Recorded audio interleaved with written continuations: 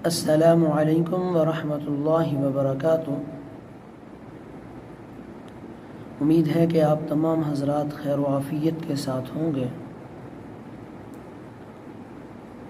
2-3 دن کے وقفے کے بعد آج پھر آپ کے سامنے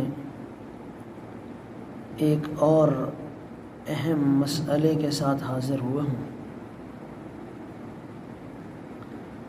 ایک سوال بھی میرے پاس آیا تھا کہ سفر کے اندر سنتیں پڑھنا چاہیے یا ان کے لیے گنجائش ہے کہ انہیں چھوڑ دیا جائے۔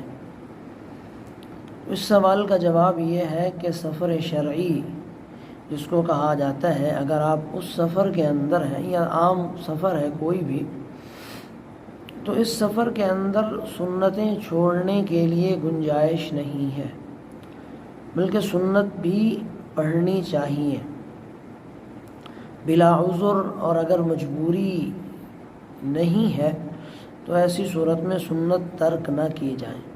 اگر کوئی عذر ہو اور مجبوری ہو، مثلا گاڑی کے اندر آپ اگر سفر کر رہے ہیں، ریل گاڑی میں بھیڑ لگی ہوئی ہے، رش بڑا ہے، یا گاڑی اسٹیشن پر بڑی تھوڑی دیر کے لیے رکتی ہے، یا کوئی اور مشغولیت ہو، تو ایسی صورتوں میں فجر کی سنتوں کے علاوہ باقی صورتوں کو چھوڑنے کی گنجائش ہے۔